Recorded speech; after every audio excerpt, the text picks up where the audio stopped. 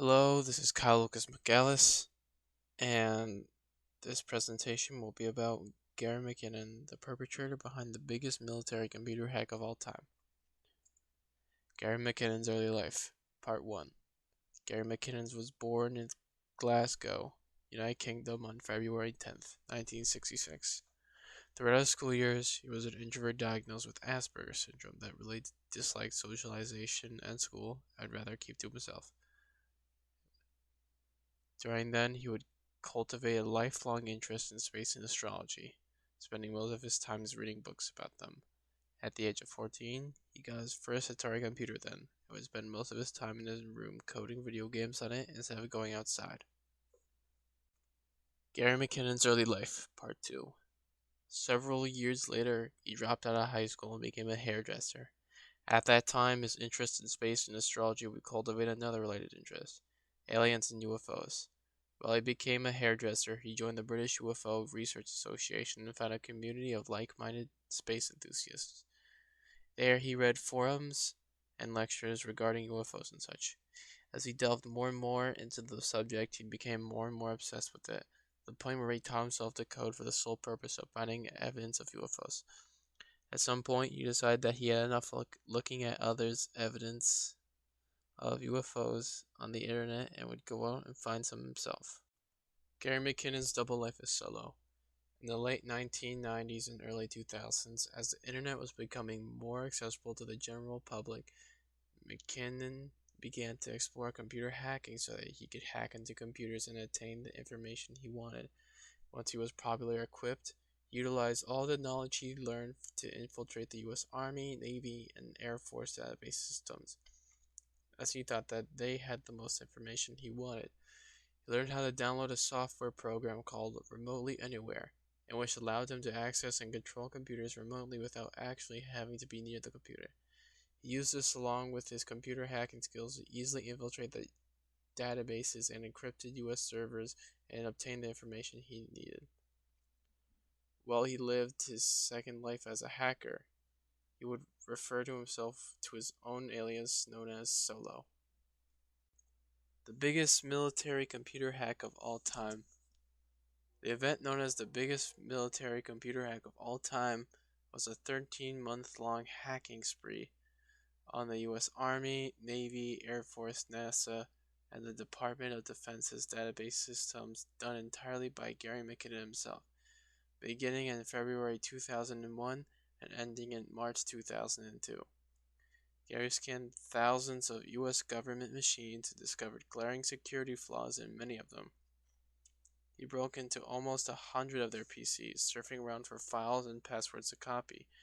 At one point, he brought down the U.S. Army's entire Washington, D.C. network, taking about 2,000 computers out of service for 3 days. U.S. Attorney Paul McNulty called his campaign the biggest military computer hack of all time. The hacking spree ended on March 19th, when Gary McKinnon was ultimately arrested by the UK's National High-Tech Crime Unit after finding his location.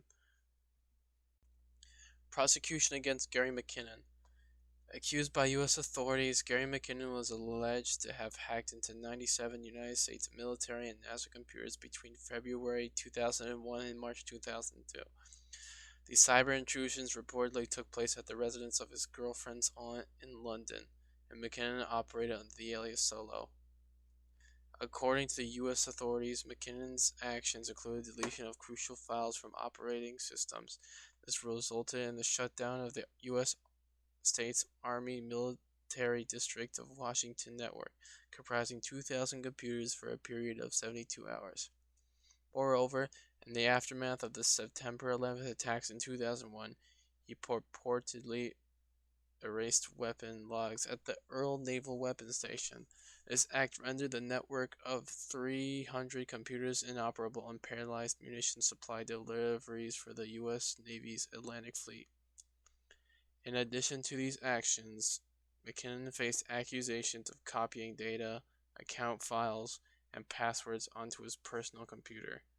U.S. authorities claimed that the expenses incurred in trafficking and rectifying the issue he caused amounted to over $700,000. U.S. authorities sought the extradition of Gary McKinnon to bring him to the United States, where they believed he would inevitably be convicted and sentenced to a 70-year prison term. British government blocks extradition. Despite the U.S. authorities' attempts to extradite McKinnon, the British government denied it due to McKinnon's Asperger's syndrome diagnosis, with then Home Secretary Theresa May stating this: Mr. McKinnon is accused of serious crimes, but there is also no doubt that he is seriously ill. He has Asperger's syndrome and suffers from depressive illness. Mr. McKinnon's extradition would give rise to such a high risk of him ending his life that a decision to extradite would be incompatible with Mr. McKinnon's human rights. She stated that the Director of Public Prosecutions would determine whether McKinnon should face trial before a British court. On December 14th, the DPP, Keir Starmer, announced that McKinnon would not be prosecuted in the United Kingdom because of the difficulties involving in bringing a case against him when the evidence was in the United States. Gary McKinnon's statements to the media. McKinnon has admitted in many public statements that he obtained unauthorized access to computer systems in the United States, including those mentioned in the United States indictment. He states his motivation drawn from a statement made before the Washington Press Club on May 9th, 2001 by the Disclosure Project was to find evidence of UFOs, anti-gravity technology, and the suppression of free energy, all of which he states to have proven through his actions. In an interview televised on BBC's Click programming, he stated of the Disclosure Project that there are some very credible, relied upon people, all saying yes, there is UFO technology, there's anti-gravity, there's free energy, and it's extraterrestrial in origin, and they've captured spacecraft and reverse engineered it.